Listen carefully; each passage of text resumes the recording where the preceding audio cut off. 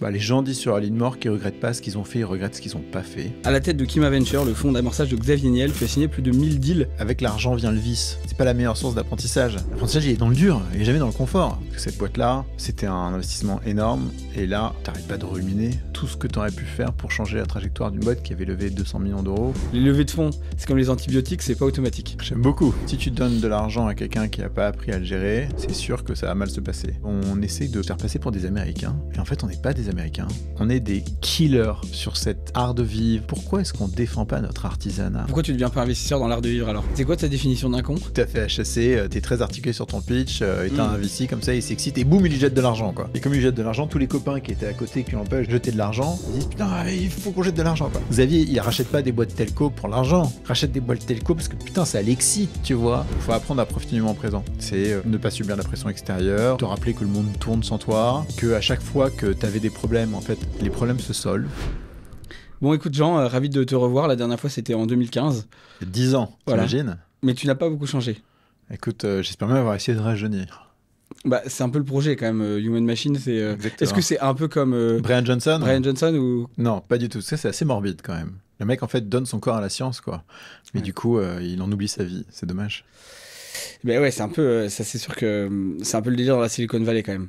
Le transhumanisme, parfois, va un petit peu trop loin. On en oublie que c'est la mort qui donne le sel de la vie. Ouais, tout va un peu trop loin là-bas, de toute manière.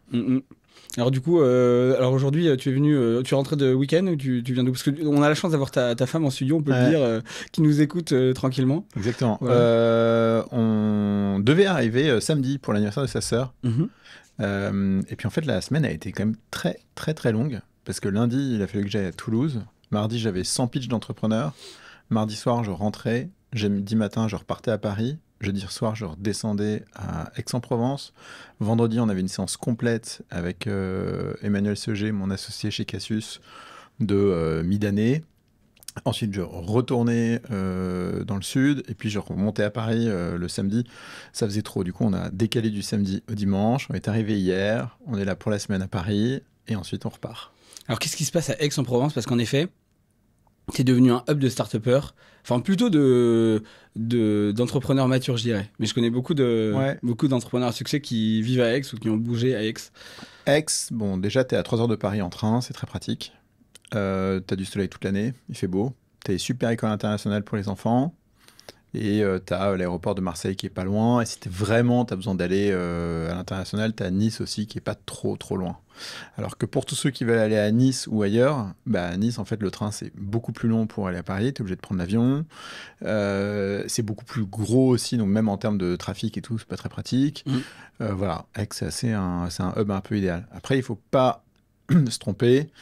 Oui, tu as des entrepreneurs matures qui habitent à Aix. Oui, Aix, une qualité de vie extraordinaire. Mais comme tu dis, c'est bon pour des gens matures qui savent travailler. Parce que sinon, je suis pas sûr que ça te donne vraiment de bons exemples pour le quotidien.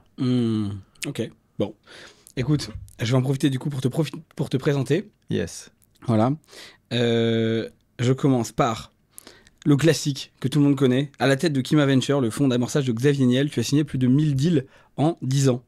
2 à 3 startups financées chaque semaine avec une équipe de 3 personnes et un stagiaire. Voilà. Donc j'ai failli faire partie d'ailleurs. Parce qu'en 2015, quand on s'est vu, je sais pas si tu te souviens, mais j'avais passé le process avec Alexis. Génial. Et toi. Okay. Voilà, il s'en souvient pas du tout, mais c'est normal, il a un stagiaire tous les 6 mois depuis 10 ans. Ah ouais. D'ailleurs, que des killers. Hein. Ah ouais. Ils ont tous fait des trucs super et tout. C'est vraiment sympa de les voir évoluer. Il y a pas longtemps, ils se sont fait une espèce de réunion entre stagiaires.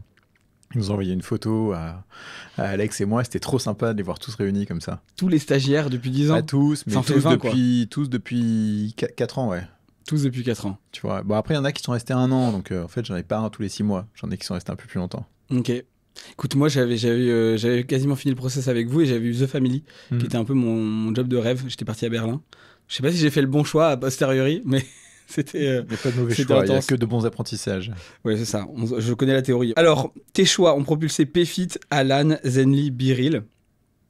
Tu décides d'investir en 20 minutes chrono, tu as 3 enfants, tu bosses comme un fou et tu cours même des Ironman le dimanche. Mais alors, quelles sont les failles derrière la Human Machine? Le stress de devoir toujours être au top, le temps qui manque tout le temps, les relations d'associés qui peuvent déraper sur New Wave, le désir secret peut-être d'être un entrepreneur bootstrap, la discipline forcée d'un homme qui se dit bordélique de nature. C'est tout ce que j'ai envie d'aborder avec toi. Et surtout, à l'heure de l'IA, est-ce que le ROI justifie de devenir une human machine. Alors, dans cet épisode d'À poil et sans filet, tu enlèves la carapace, et ça, c'est peut-être ton investissement le plus risqué. Ouais, et tout ce que tu as dit plus haut, c'est peut-être un peu tout ça à la fois, donc ça va être intéressant. Est-ce que tu as une première réponse? Oh là là, ça dépend à quelle question tu veux qu'on réponde. Je me rappelle La même plus, plus. la plus grosse, est-ce que le ROI justifie de devenir une human machine? Bah, moi, j'aime bien revenir sur les basiques, quoi. Donc, qu'est-ce que le ROI, tu vois? C'est le retour sur investissement. Le retour sur investissement, c'est tirer profit de quelque chose que tu as réalisé. Donc, c'est sûr que... Et tu peux commencer sur un truc basique, c'est quand tu fais un plat de pâtes, tu vois, est-ce que investir dans le fait de mettre un chrono de 11 minutes sur tes pâtes de 11 minutes, c'est un bon investissement? Ouais, c'est un bon investissement, hein, parce que tes pâtes trop cuites, à moins que tu adores ça comme ça, c'est pas bon, quoi. Ou les pâtes pas cuites, c'est horrible, parce qu'il faut que tu fasses chauffer de l'eau, parce que ton eau, elle est partie dans l'évier, et voilà. Donc, oui, le ROI, tu vois, justifie l'effort, parce que c'est ça qui nous grise, tu vois. C'est de travailler, et tu sais quoi? Non, c'est pas ça. C'est que se dire que tu as fait l'effort, fait que même si tu n'y arrives pas, même s'il n'y a pas le ROI escompté, tu regrettes pas parce qu'au moins tu as fait l'effort nécessaire qui, tu penses, te permettait d'aller à ce résultat, tu vois. Le problème, c'est le regret de ne pas avoir fait ce qu'il fallait. C'est terrible, ça. Ton moteur, c'est d'éviter au maximum les regrets? Bah, les gens disent sur la ligne mort qu'ils ne regrettent pas ce qu'ils ont fait, ils regrettent ce qu'ils n'ont pas fait. Donc je pense qu'en fait, on ne regrette jamais ce qu'on a fait, en réalité. D'abord parce que ça nous rassure. Et voilà, et que si on commence à regretter toutes les erreurs qu'on avait faites, moi je peux dire j'en ai une longue liste de conneries. Je sais pas si j'ai envie de me la marquer au-dessus de mon bureau. Et ensuite, parce que la vie elle est faite pour être vécue, et vivre ça veut dire faire des bêtises, quoi, tu vois. Ça veut dire faire des erreurs, ça veut dire apprendre. Et donc on peut pas vivre de regrets, c'est horrible.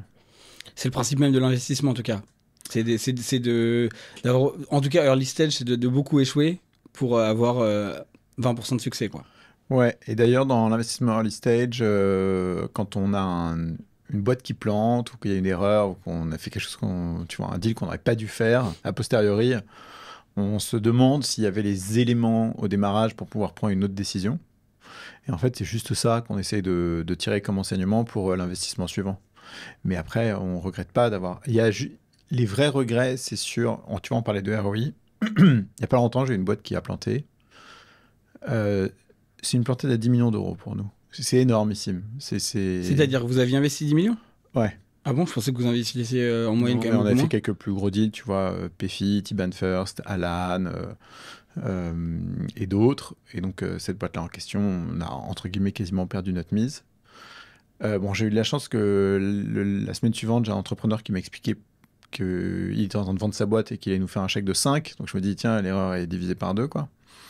Mais en vérité, c'est horrible parce que cette boîte-là, c'était un investissement énorme. Et là, tu t'arrêtes pas de ruminer, de te poser des questions de tout ce que tu aurais pu faire pour changer la trajectoire d'une boîte qui avait levé 200 millions d'euros.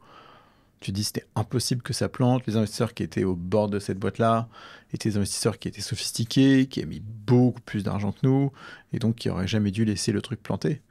Et donc cet enseignement, aujourd'hui, il fait très très mal à l'ego, il fait mal au moral, il fait mal au portefeuille.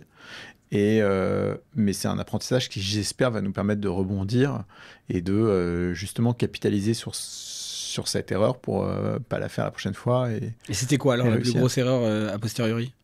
C'était un problème c'était une gouvernance qui était une mauvaise gouvernance. En fait, à un moment donné, il fallait faire des choix un peu drastiques, être un peu plus exigeant sur la tenue de la boîte, et personne l'a vraiment fait.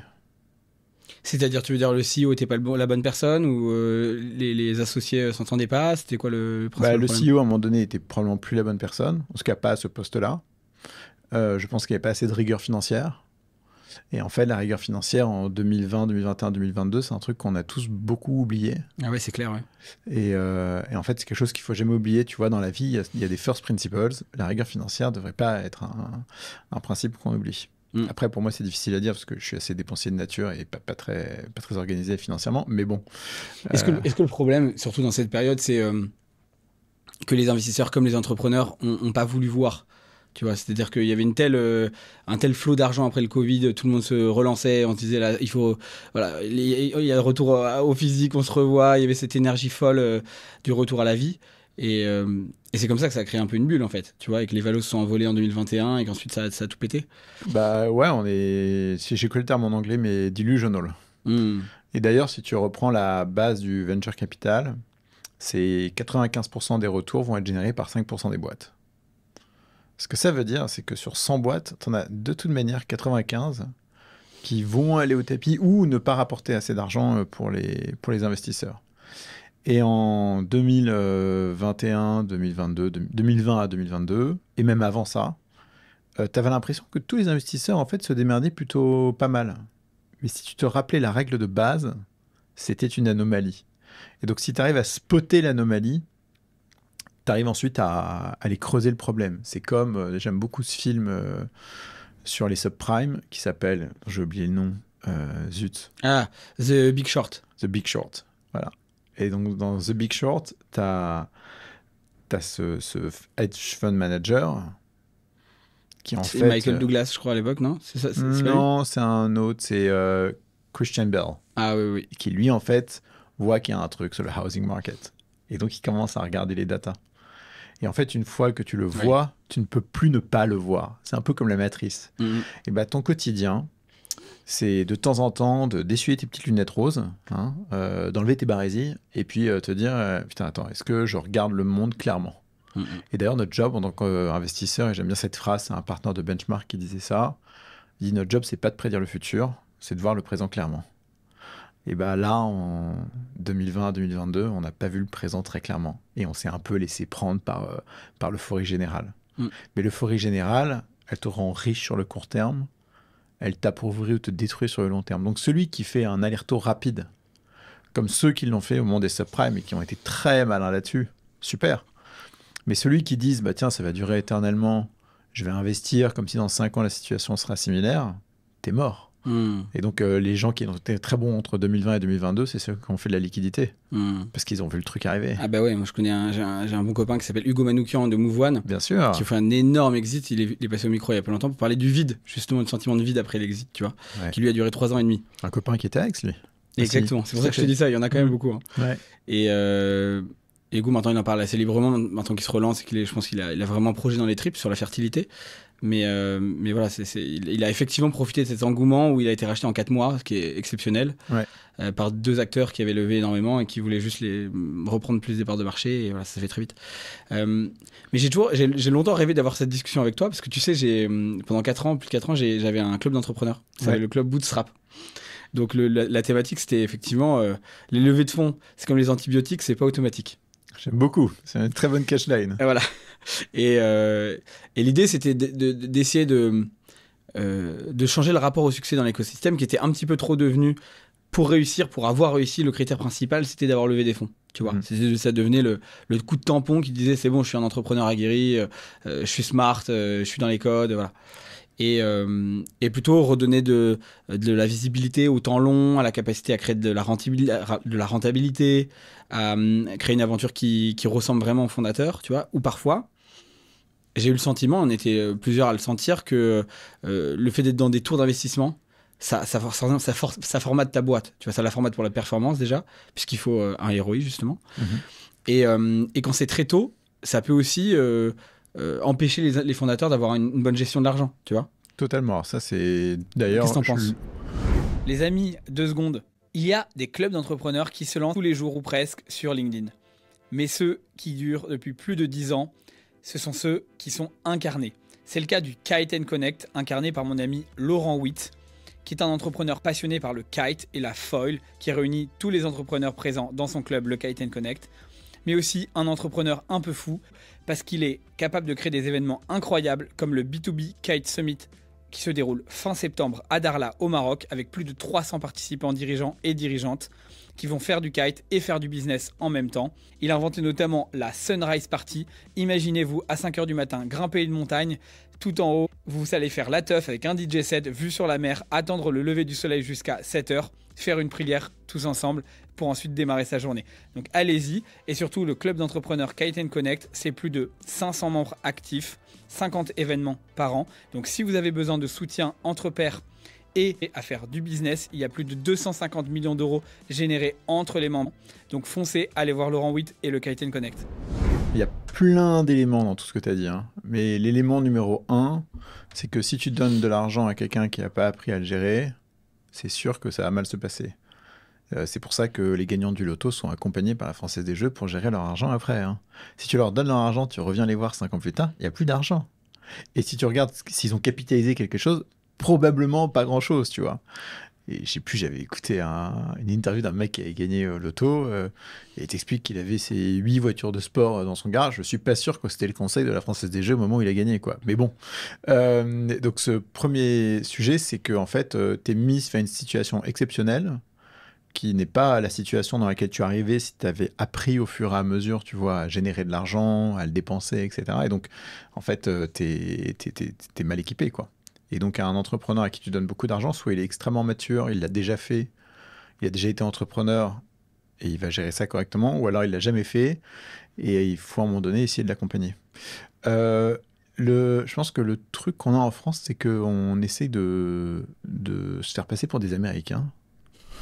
Et en fait, on n'est pas des Américains. On est moins consuméristes, on est moins capitalistes, on est moins rentre dedans, marche sur tout, on fait faire des trucs énormes. Et à un moment donné, je me demande si on assume vraiment notre vraie nature. Moi, je rencontre beaucoup d'entrepreneurs français qui, je trouve, sont extrêmement talentueux.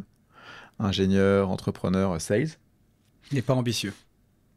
Et dans ces entrepreneurs, il y en a certains qui sont très ambitieux. Et ceux-là, en fait, je les invite à lever de l'argent, à faire quelque chose de gros. Pourquoi pas aller conquérir les US, à revenir en Europe après, etc. Mais bon, déjà, il n'existe pas de marché européen. Hein, c'est une vue de l'esprit. C'est clair. Tu vois, donc, The Family a prouvé que malheureusement ça marchait pas très bien. Voilà, pour d'autres raisons aussi. Mais Oui, bon. bien sûr. Bien sûr. Mais donc, tu as, les latinos, et dans les latinos, tu vois, tu as en gros, les latins, les français, les espagnols, les italiens, excuse-moi, on se ressemble, on se ressemble pas, quoi. D'ailleurs, tu as les germaniques, tu te demandes même ce qu'ils font là, tu vois, où tu te dis où est l'anomalie, est-ce que c'est chez nous, est-ce que c'est chez eux, c'est presque bizarre d'avoir deux pays aussi proches, aussi différents. Mm. Puis après, tu as les anglo-saxons, enfin bref, c'est un bordel, et puis ensuite, tu as les nordiques. Donc déjà, tu as 4 groupes, et au sein de 4 groupes, tu as des pays qui sont des pays différents. Donc c'est un énorme bordel.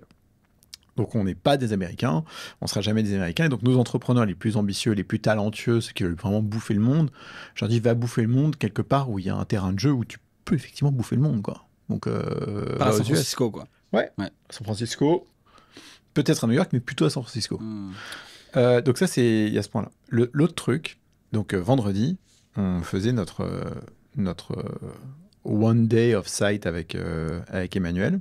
On fait le même avec l'équipe de Kima là, le 19 juillet. Donc Emmanuel, c'est ton associé C'est sur Cassius. Cassius, voilà. Oui, il y a Emmanuel chez Cassius, il y a Alexis chez Kima. Ça m'intéressera, je vais faire un petit teaser, mais ça m'intéressera de comprendre comment tu peux avoir 2 jobs aussi en métier en même temps et dans quelle mesure ça se fait pas concurrence, tu vois.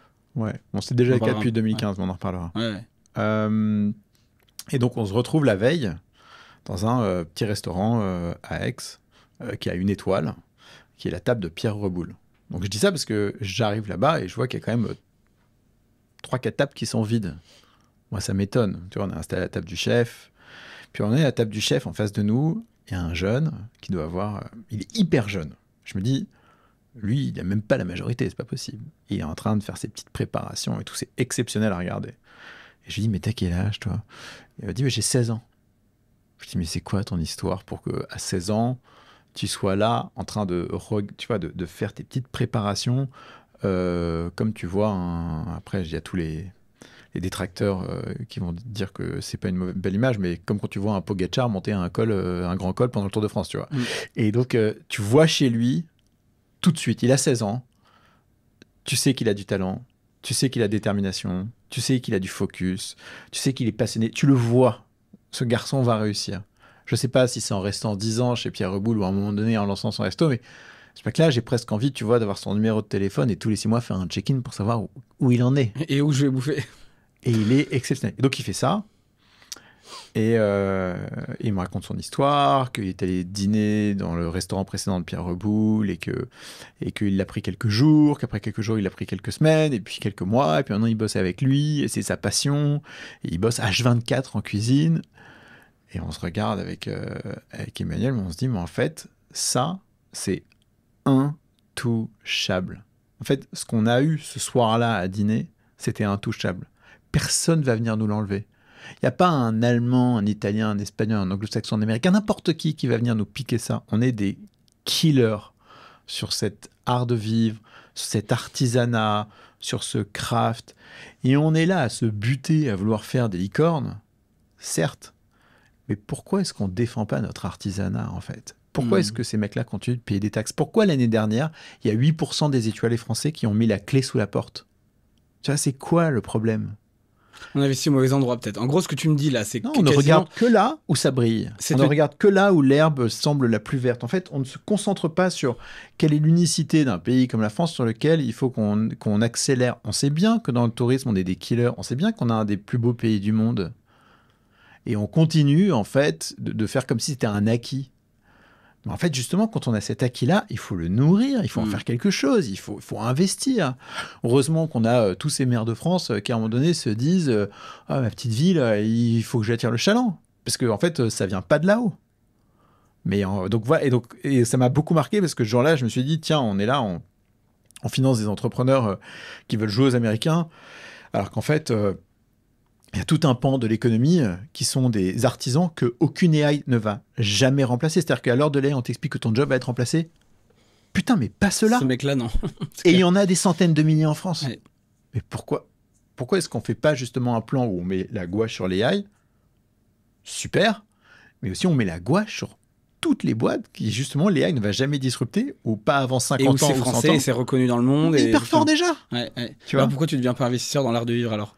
Non, mais je te parle d'une réflexion qui a eu lieu jeudi soir, tu vois, au resto. Mais, et peut-être qu'un jour, on fera ça, je sais pas, tu vois. Peut-être que c'est l'objet de notre prochaine discussion avec Xavier. Ouais. C'est comment est-ce que tu finances sans artisans ou comment est-ce que tu passes le mot aux autorités compétentes pour qu'ils arrêtent d'abattre à coups de taxes ces artisans, tu vois. 8% des étoiliers qui ont fermé l'année dernière. Bah, c'est vrai que c'est vraiment triste. Mais pour revenir à la tech, tu vois... moi, un des trucs que je déplore le plus, c'est quand même que, effectivement, la plupart des boîtes qui partent dans une logique de levée et de tour, en fait, de financement, série A, série B, série C, etc., vont finir inévitablement par être achetées par des Américains. Et donc, effectivement, toute la valeur que tu as créée en France, parce qu'en effet, tu l'as bien dit, hein, on a des ingénieurs de talent, on a des développeurs de talent, on a des entrepreneurs de talent de manière générale, mais finissent toujours par créer de la valeur aux US, en fait. Parce qu'on n'a pas, effectivement, on n'a pas les investisseurs suffisamment solides pour accompagner une énorme croissance, parce qu'au bout d'un moment, on n'a pas, j'imagine, l'écosystème assez ambitieux pour dire à un gars, en fait, refuse le chèque, tu vas faire un truc de dingue et va IPO et va conquérir le monde. Est-ce qu'il y a un moyen de lutter contre ça, ou est-ce qu'en fait, on est inévitablement obligé de faire un peu comme, voilà, comme ce que tu fais, tu vois, tu vas commencer par faire des tours, tu vas quand même gagner de l'argent forcément, parce que tu vas choisir des entrepreneurs à succès. Mais à la fin, ça va plus rester en France, tu vois. Honnêtement, j'ai pas la réponse à ça et moi, je me suis jamais posé la question d'une opposition entre les Américains et les Européens. Moi, mon obsession, c'est juste de me dire que il faut que nos entrepreneurs francophones apprennent à être des gens responsables et très ambitieux. Et donc, on les nourrit en apportant... On va prendre plutôt un schéma plus simple. Aux US, il y a 3 choses qu'on n'a pas en Europe, qu'on n'a pas en France. La première chose, c'est le goût du risque. Bon, aux US, on te parle du goût du risque. En fait, c'est l'obligation du risque. Tu n'as pas le chômage. C'est un marché qui est extrêmement cher, très consumériste, qui est beaucoup à crédit, etc. Donc, le risque fait partie inhérente de leur culture. Ça, tu leur prendras jamais. Ils vont de toute manière te mettre 10 fois plus que toi en termes de capacité de prendre des risques. Donc déjà là-dessus, on n'ira pas. Bon. En revanche, un entrepreneur francophone qui prend sa famille ou qui quitte tout ce qu'il fait pour partir vivre aux États-Unis, il se met dans cette position où en fait il accepte le risque, quoi. Il y va, tu vois. La deuxième chose, c'est le capital. Marché hyper capitaliste, hyper consumériste, à 10 fois plus de capital au moins qu'en France et en Europe. Donc ça veut dire que les idées ont 10 fois plus de chances d'émerger parce qu'en fait, elles ont beaucoup plus de capital pour être poussées en avant, quoi. Et la troisième chose, c'est les talents. La Silicon Valley, le venture capital, ça fait 50 ans que ça existe. Les talents sont en masse là-bas, mais en masse. Donc si tu veux jouer sur le game risque, capital, talent, t'es mort. De toute manière, les US te bouffent. Donc la question, c'est qu'est-ce qu'on a en France qu'ils n'ont pas, sur lesquels on a vraiment du talent? D'abord, on a des super ingénieurs on a des super artisans qui font que, et en fait, un peu de manière inhérente dans notre culture, je pense qu'on est bon pour crafter du produit, quoi, Mhm. au sens large. Et tu vois des boîtes comme Withings, mais tu le vois aussi sur des boîtes consumer comme Zenly à l'époque, mais Biril, ou là, Amo, la nouvelle boîte d'Antoine Martin. Tu vois, on a un talent particulier pour ça. Et puis, on est des gens très efficaces. Un jour, il y a une délégation américaine qui débarque en France pour regarder une usine de porc. Tu vois, c'est pas très intéressant, c'est une usine de porc. Ils arrivent dans l'est de la France, ils regardent cette usine énorme et tout, le truc qui tourne. Puis ils se pointent un après-midi et je sais pas quelle heure il est, et il y a personne. Ouais, le truc qui tourne et tout, il y a personne. Le mec est en train de boire l'apéro à côté. Bon, on se dit, c'est un jour particulier, ils doivent fêter quelque chose, tu vois. C'est comme le 4 juillet aux US ou le 14 ici. Bon. Puis ils reviennent le lendemain, et à la même heure, putain, les mecs sont encore à l'apéro, quoi. Putain, c'est dingue. Et le truc tourne, mais c'est indécent à quel point ça marche. Et en fait, donc ils font un long rapport sur cette usine, tu vois, porcine, pour expliquer pourquoi ça marche. Et la conclusion, c'est heureusement que les Français sont des fainéants, parce que putain, qu'est-ce qu'ils sont efficaces. Tu vois, et en gros, la conclusion, c'était s'ils bossaient autant que nous, Ouais. avec la même efficacité, ils nous éclateraient. Et j'aime bien, tu vois, on a des particularités. Donc en fait, ce qu'il faut, c'est nourrir ces singularités, en faire quelque chose. Mais ce qui me fatigue, c'est quand un entrepreneur me dit oh, j'arrive pas à lever de l'argent en France, les gens ne me comprennent pas, je vais aller aux États-Unis, ils vont comprendre. Tu te cherches des excuses là, tu vois. Hmm. Mais j'aime bien, en effet, j'aime bien l'exemple. Mais en tout cas, c'est vrai que peut-être une des particularités françaises, c'est justement cette force d'indépendance, cette voix indépendante, tu vois. Et c'est pour ça que moi, le bootstrap, ça m'a touché comme message, parce que j'ai rencontré des boîtes, je pense à Wilfried de Superprof, par exemple, tu vois, qui a monté Bien sûr. cette boîte incroyable jusqu'à aujourd'hui, je pense 40 millions près de chiffre d'affaires, où il rachète maintenant des boîtes en Europe, en Chine même, tu vois, c'est vraiment le conquistador, quoi. Ou Gilles Sadger, tu vois, de Lucas, qui est un des maintenant, qui commence à être concurrent même de Payfit, Ouais. et qui doit approcher les 50 millions d'ARR, qui a pas levé pendant 20 ans. Tu vois, pendant 20 ans, il a fait son produit. Il était là artisanalement, à rester. Je pense qu'au bout de 15, il devait être encore peut-être 20 ou 30 dans T'en as plein l'entreprise, tu comme vois. ça. Tu parles de Et Emmerich, il a levé 65 millions après 20 ans.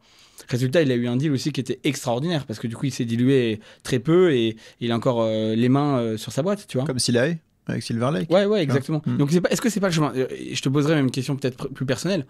Imaginons, tes enfants veulent faire de l'entrepreneuriat. Mhm. Est-ce que tu leur conseilles la voie du bootstrap ou est-ce que tu leur conseilles la voie du... Moi, je leur VC. conseillerais toujours avoir du bootstrap. Et d'ailleurs, une des questions récurrentes qu'on pose aux entrepreneurs qu'on finance et qu'on rencontre avec Xavier, Alexis, tout le monde, c'est pourquoi tu lèves. Mhm. C'est pas qu'on veut pas qu'ils lèvent, nous on veut mettre de l'argent chez eux, ça nous fait plaisir. Mais c'est juste qu'on sait que avec l'argent vient le vice, tu vois. Et en fait, c'est pas la meilleure source d'apprentissage. L'apprentissage, elle est dans le Avec dur. l'argent vient le vice, j'adore. Tu vois, l'apprentissage, il est dans le dur, il est jamais dans le confort. Personne ne s'est jamais réveillé un matin en disant putain, cette compétition, vraiment, je l'ai réussi, je suis premier, j'étais vraiment fort. Surtout, ce que je me souviens, c'est à quel point l'entraînement était facile. C'était vraiment bien, c'était vraiment une bonne. Non!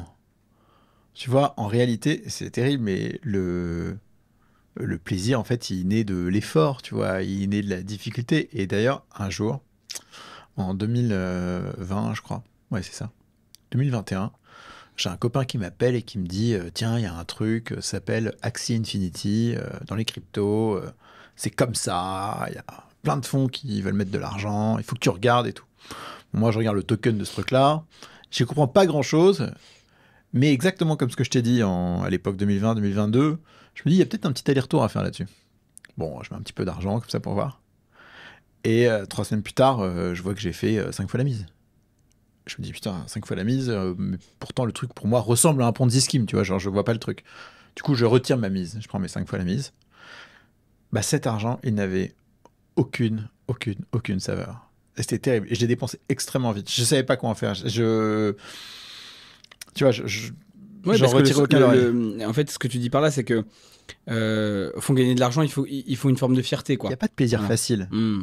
Personne n'a de plaisir facile. Même celui qui gagne au loto, tu vois, je te dis pas que j'ai pas envie de gagner au loto. Un jour, j'ai failli gagner au loto, mais j'avais 6 numéros sur 7. Attends, t'as pas besoin de ça, genre, merde. Non, mais je la raconte cette anecdote parce qu'elle me fait quand même toujours rire. J'avais joué un peu au hasard un jour en prenant le train, en voyant la pub. Il y a 240 millions à gagner. Puis je joue, puis j'oublie le truc. Et 10 jours plus tard, quelqu'un me dit mais quelqu'un a joué à l'euro-million la semaine dernière, il y a 240 bars à gagner. Moi, je dis ah ouais, j'ai joué, j'ouvre mon application, j'avais gagné 4000 euros, j'étais comme un ouf. Je me dis j'ai dû avoir 4-5 numéros. En fait, j'en avais 6 sur 7, il m'en manquait un. Et c'était le jour d'anniversaire du deuxième mari de ma mère. En fait, j'avais pas mis les pièces rapportées. J'avais pas mis ma belle-mère côté de mon père et mon beau-père côté de ma mère parce que la grille était trop chère du coup. Et 6 sur 7, il se passe quoi? T'as rien du tout? 4000. 4000 euros? Hmm. Ça va. Bah, c'est le prix de la frustration, quoi. Ouais, 6 sur 7, c'est beaucoup. C'est le prix de la frustration. Ouais, mais la proba d'avoir les 7 sur 7, je sais pas ce que c'est, mais c'est beaucoup, Non, beaucoup bref. plus. Donc, mais pour tu vois, ceux qui gagnent au loto, tu vois, t'as Ouais, gagné ouais, au loto, tu te réveilles le matin, t'es Tu pas te plus dis à heureux quoi de la cher, veille, quoi. À quoi cher, ouais. Un peu. Ah ouais, à mon avis, tu te poses plus de questions que t'as de je réponses. comprends, Hein. je suis d'accord. Moi, j'aime bien une phrase de Kersozon, c'est pas exactement sur l'argent, c'est sur le travail. Il me dit un travail n'est pas fait pour gagner de l'argent, mais il est fait pour gagner de l'honneur. J'aime bien, très belle image. Elle, Ouais. elle est jolie, celle-là. Alors, du coup, pour finir sur ce sujet, c'est quoi, du coup, les bonnes raisons de lever de l'argent tôt? J'aimerais bien comprendre. Alors, les bonnes raisons de lever de l'argent tôt, c'est tu es quelqu'un qui a déjà de l'expérience. Et donc, tu sais qu'en levant de l'argent, tu vas pouvoir accélérer sur certaines choses. Mm. Alors que dans un cas où tu aurais été un first-time entrepreneur, tu n'aurais pas accéléré, tu aurais brûlé de l'argent sur certaines choses. Là, tu vas les accélérer. Tu vas accélérer des recrutements, accélérer des développements. En fait, tu vas rentrer dans ce fameux game très ambitieux, un peu plus à l'américaine, mais tu as les creds. Tu l'as déjà fait. Donc ça, c'est une première bonne raison. La deuxième raison, c'est tu as trouvé le product market fit, tu as un début de traction, tu as besoin d'accélérer. Et en fait, tu sais que ton payback est plutôt bon, tu vois. Tu sais que si tu recrutes tant de personnes en sales, si tu lances un ou deux produits supplémentaires, etc., tu sais que tu vas avoir un bon payback. Donc, l'histoire, c'est gagner du temps. En fait, dans ces deux premières options, c'est tu gagnes du temps, quoi.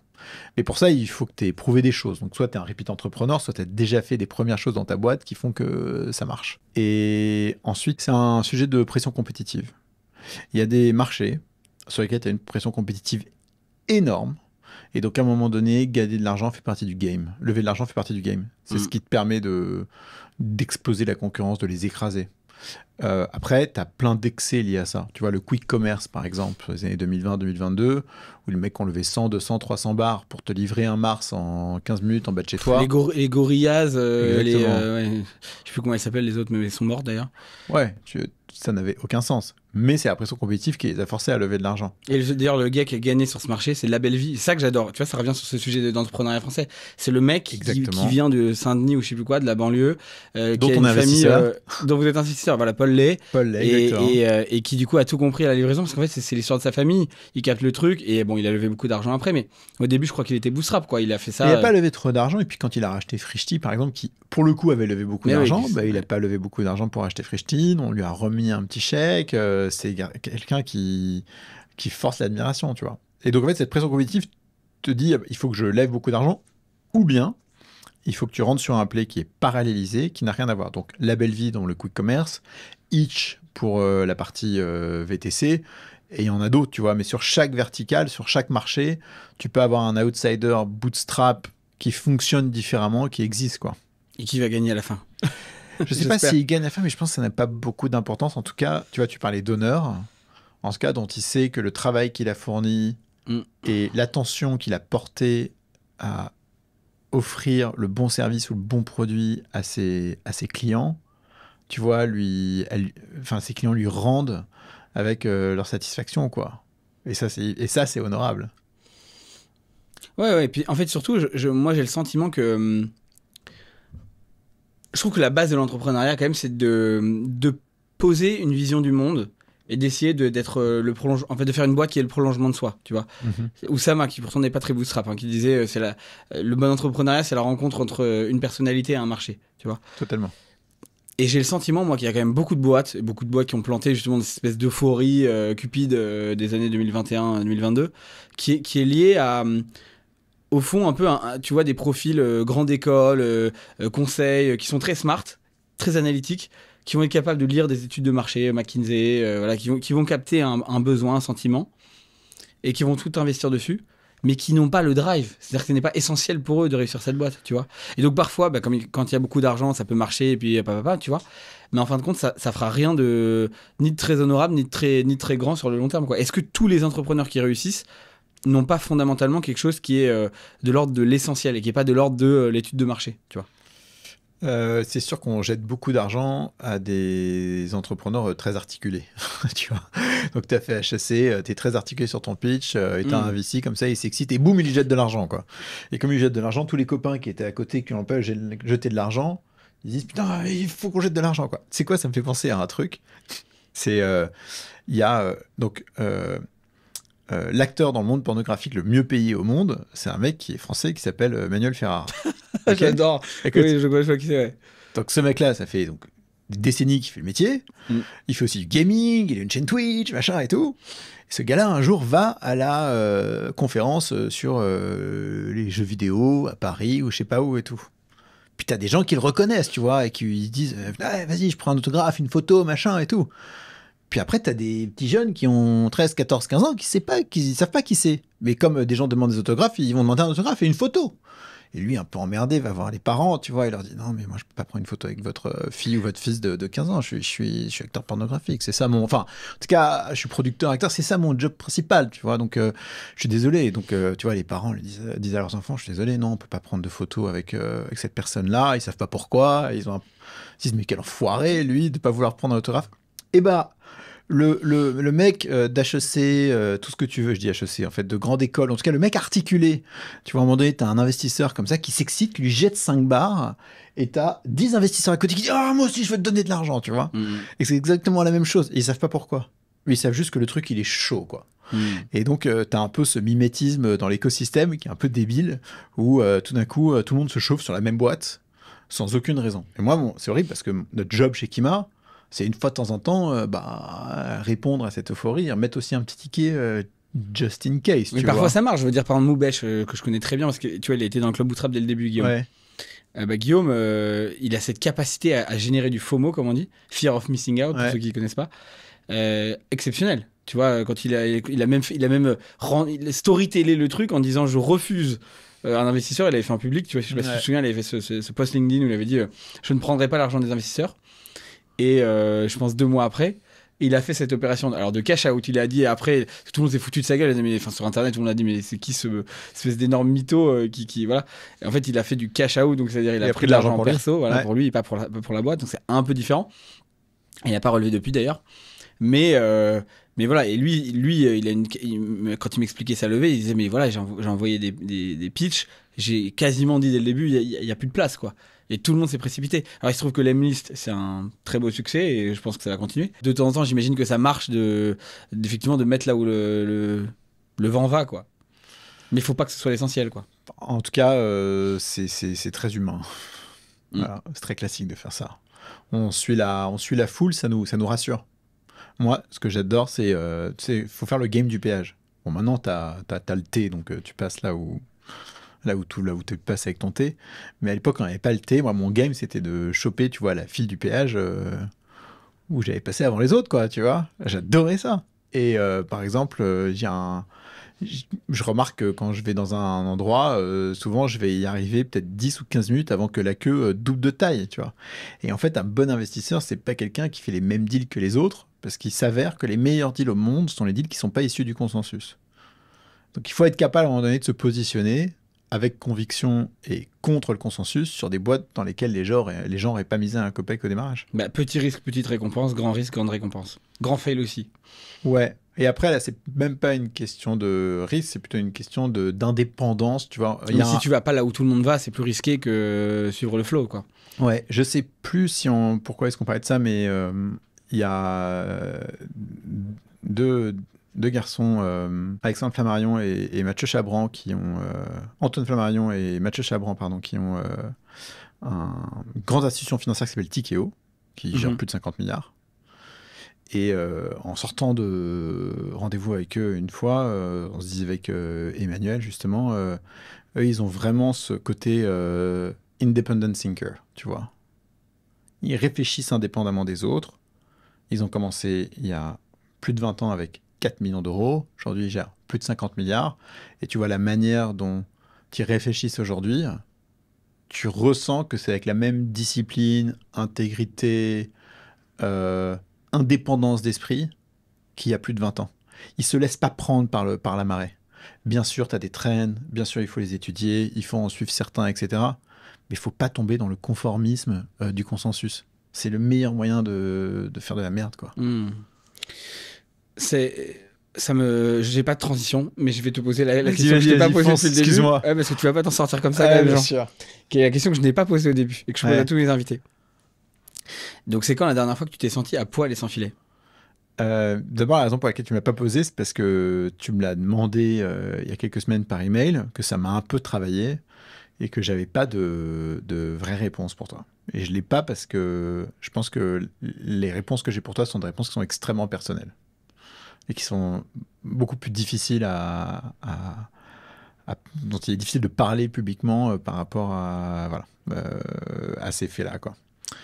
Il n'y en a pas qu'un, tu vois. À poil et sans filet, ça m'est arrivé plusieurs fois. Mais je pense que c'est surtout comment tu te sens, tu vois, quand tu es à poil et sans filet. Et alors toi, comment tu te sens quand tu es à poil et sans filet? Bah, Même- d'abord, je pense qu'il faut arriver à être à l'aise dans l'inconfort. Dans ton quotidien, et dans ta vie en général, je pense que tu ne vas bien que lorsque tu arrives à être à l'aise dans l'inconfort. L'inconfort, c'est l'inconfort de situation avec des gens qui te sont proches, l'inconfort de situation avec des gens qui ne te sont pas proches, l'inconfort dans un entraînement, l'inconfort dans une difficulté au travail. Et en fait, il faut se nourrir absolument de ça. Et cet inconfort, il sert à te regarder dans la glace, à te poser des questions sur toi-même, à te remettre en question, à accepter le fait que la vie continue, que le monde continue de tourner sans toi. Et que, bah oui, t'aimerais bien que... en fait, on fantasme du fait que les choses soient sans problème, qu'il n'y ait pas de difficultés au quotidien, que tout tourne. En réalité, personne n'a jamais été heureux dans ce cadre-là, et ce cadre-là n'existe pas. Donc, puisque la vie est faite d'inconfort, il faut apprendre à, tu vois, à palper et à en faire quelque chose de cet inconfort. Et cet inconfort, c'est soit des éléments extérieurs, soit même des éléments par rapport à toi-même. Tu vois, tu peux être inconfortable par rapport à la manière dont tu gères certaines situations. Qu'est-ce qui te rend encore inconfortable toi aujourd'hui? Bah, ce qui me rend inconfortable, par exemple, c'est quand je suis excédé par un comportement d'un de mes enfants et que je vais élever la voix. Ça me rend inconfortable. Ça m'énerve. Je m'énerve moi-même. Tu culpabilises d'élever la voix contre tes enfants. À fond. Hmm. Tu vois, demande à un enfant de 5 ans de mettre ses chaussures. C'est quelque chose d'universel. Il va falloir que tu lui demandes 10 fois. Et la 10e fois, tu sais ce qu'il va falloir que tu fasses? Que tu te baisses, que tu me prennes la chaussure et que tu lui mettes la chaussure. Parce qu'il ne va pas la mettre la chaussure. Et tu peux lui dire tous les jours, pendant 1 an, 2 ans, je sais pas combien de temps, il ne la mettra pas sa putain de chaussure. Donc ça sert à rien, tu vois, de t'énerver contre le gosse et sa chaussure quand il a 5 ans. De toute manière, il le fera pas. C'est comme un ado. L'ado, il y a quelque chose de chewing-gomesque chez lui, tu vois, genre, où genre, il oublie des trucs, il est un peu à l'ouest, il répond avec des onomatopées et des acronymes dont tu comprends rien, parce que toi, t'es trop vieux. Et en fait, ça sert à rien de t'énerver contre ce flegme qui t'énerve au plus haut point. De toute manière, tu ne feras rien, c'est des phases à passer. Donc, et en fait, de temps en temps, quelque chose va, tu vois, me... Ah, Trigger. ouais, me trigger. Mais ça va m'énerver. Et en fait, je vais élever la voix. Je me dis, merde, putain, genre, la même situation, sans élever la voix, tu triggers pas en fait un espèce de blocage émotionnel chez l'autre, parce que c'est ce qui se passe quand tu élèves la voix. Tu regardes la situation avec beaucoup plus de relativisme, tu vois. Genre, oui, c'est chiant quand ton gosse, pour la 10e fois, ne met pas son assiette dans la machine, mais plutôt dans l'évier, alors que tu lui avais déjà dit qu'il fallait la mettre dans la machine.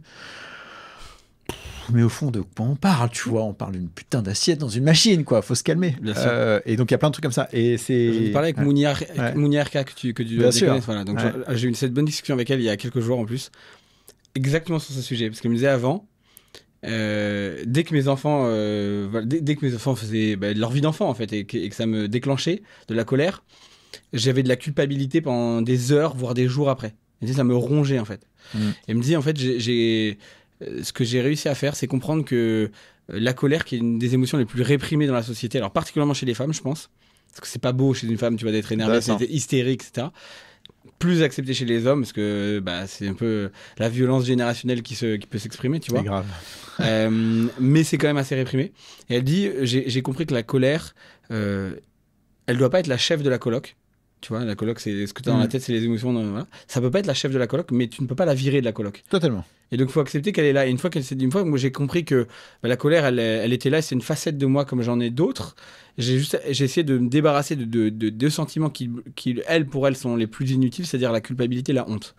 Alors, la culpabilité, ça peut être utile parce que si tu fais quelque chose de vraiment mal, il faut quand même que tu aies un retour sur toi. Même si on est tous des enfants polis en général, en tout cas ceux qui passent dans mon podcast.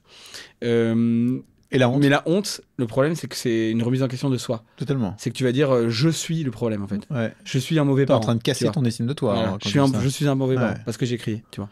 J'aime bien cette image entre la différence entre la culpabilité et la honte. Culpabilité, je pense qu'on se sent tous coupables à plein de fois, à plein d'égards. Effectivement, la honte, c'est différent. Et juste pour revenir sur cette histoire de colère, effectivement, il faut l'expel. Parfois, il faut la faire ressortir. Mais il y a plein de moyens de faire ressortir sa colère. Et en fait, il y a une différence entre être irrité et être colérique, tu vois. À un moment donné, tu peux être irrité, ça peut créer de la tension, mais la tension, ça n'a pas besoin nécessairement de s'exprimer en colère. Tu vois, tout est un vase communicant. C'est comme, je sais pas, tu fais des trucs chimiques, les choses réagissent.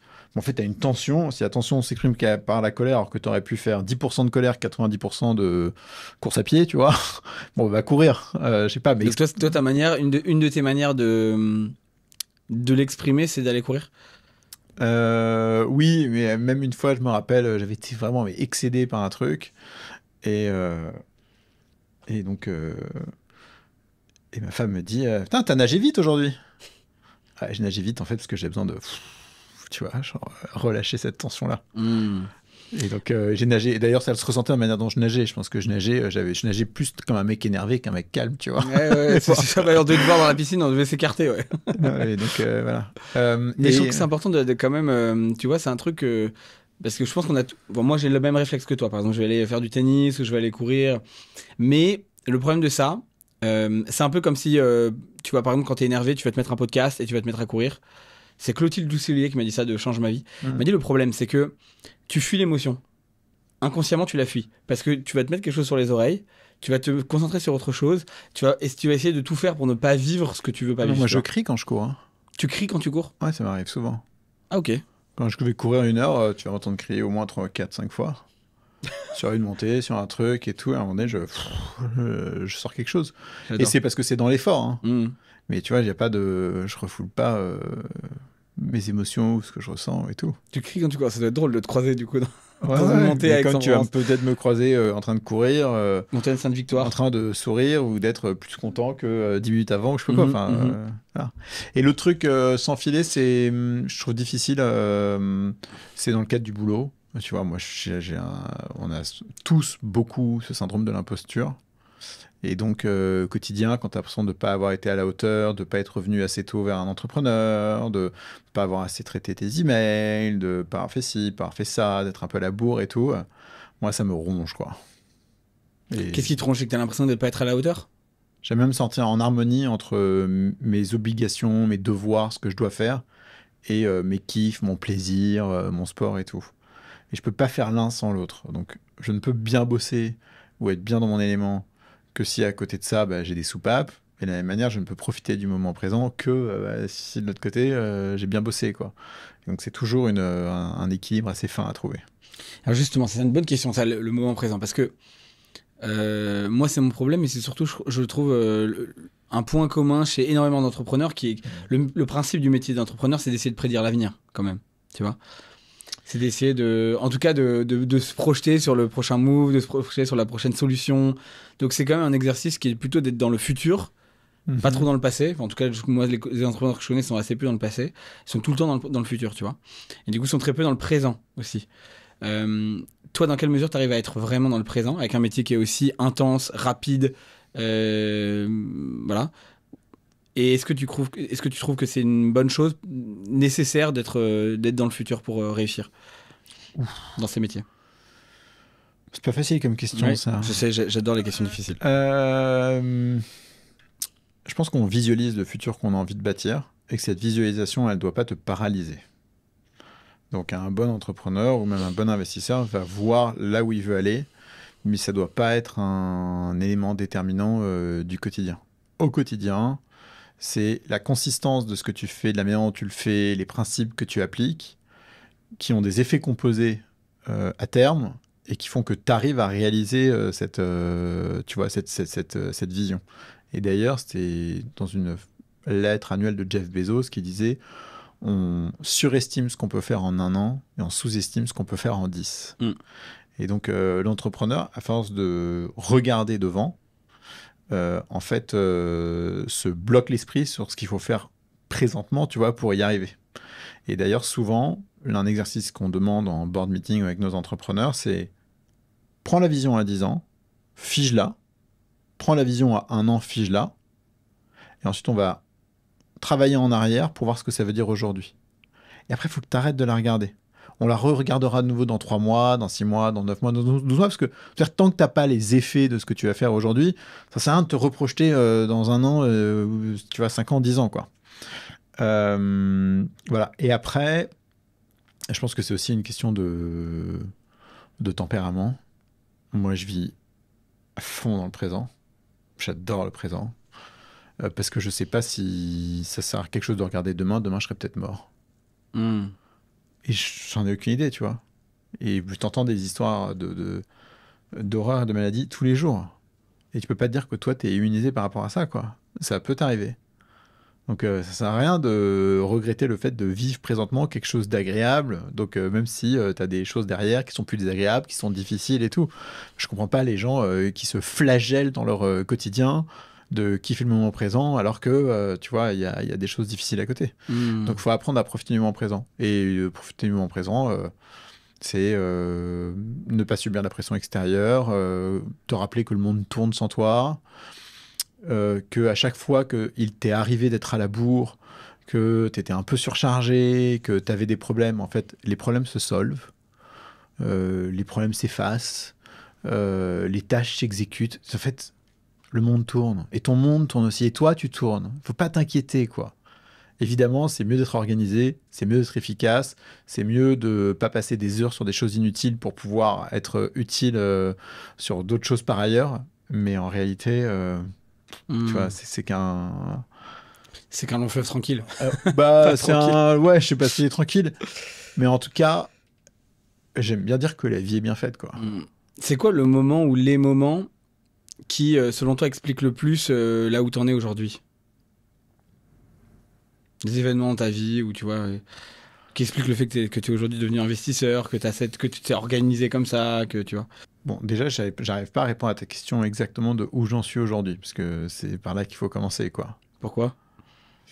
Parce que je me suis jamais posé la question. Donc là, tu me poses la question, tu me dis, tu vois, est-ce que tu regardes le passé, qu'est-ce qui fait, est-ce que tu es là où tu en es aujourd'hui, par rapport à là où tu en es aujourd'hui, bah, où j'en suis aujourd'hui. Aujourd'hui, je suis dans le même esprit de conquête que celui d'il y a 10 ans quand j'ai rejoint Xavier. Je pense même que c'est un esprit de conquête qui est renouvelé, qui est mieux organisé, qui, tu vois, grandit avec la maturité. Et donc moi, j'ai hâte des 10 prochaines années parce que je pense qu'elles vont être très différentes, parce que je fais les choses différemment aussi. Donc il y a ça. Je pense que j'aurais aimé être plus loin sur certaines réussites par rapport à des deals que j'ai fait, etc. Et que j'y suis pas encore et que ça me pose la question de... Mais tu vois, est-ce que je suis assez bon dans ce que je fais, quoi. Et en même temps, il y a plein de choses et j'ai plein de retours d'entrepreneurs toutes les semaines qui sont heureux de nos échanges, des feedbacks que je leur donne, de ce qu'on a fait ensemble, etc. Donc j'ai quand même l'impression qu'on fait le travail. Il y a un truc qui est la notion d'ikigai chez les Japonais. J'adore.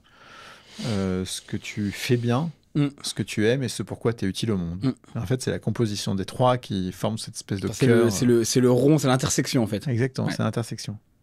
Moi, je suis en plein dedans. Et ça fait 10 ans que je suis en plein dedans, dans cet ikigai. Et donc, en fait, j'ai quand même un équilibre, tu vois, intrapersonnel qui est très fort. Parce que je me sens aligné avec ce que je fais dans mon quotidien.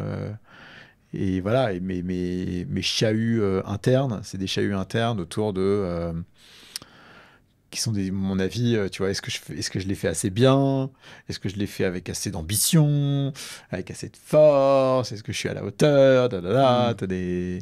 T'arrives quand même, parce que je trouve qu'il y a beaucoup d'entrepreneurs, en tout cas de manière générale, les gens qui sont performants ont parfois du mal avec la satisfaction, la fierté, tu vois, le sentiment de fierté. En fait, la fierté, le problème de la satisfaction, c'est que elle s'évapore à une vitesse folle. Quand on a, quand t'as accompagné une boîte pendant des années et qu'un jour elle se vend, tu te sens extrêmement vide le lendemain. C'est terrible.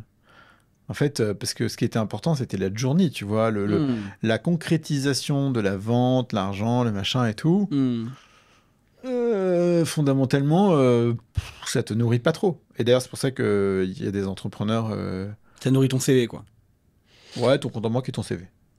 Bon. Content moi, que j'aurais pu penser quand même en premier. Non, mais tu vois, et nourrir ton compte en banque et ton CV, c'est quand même pas ça qui te fait avancer le lendemain, malheureusement. Le lendemain, en fait, c'est la prochaine histoire sur laquelle tu vas te battre. D'ailleurs, c'est pour ça qu'il y a quelque chose d'un peu boulimique chez les gens qui gagnent beaucoup d'argent, parce qu'en fait, plus ils en gagnent, plus ils en gagnent, mais parce qu'en fait, ils sont juste nourris par, tu vois, ces espèces de quêtes, les unes à la suite des autres, derrière lesquelles ils courent.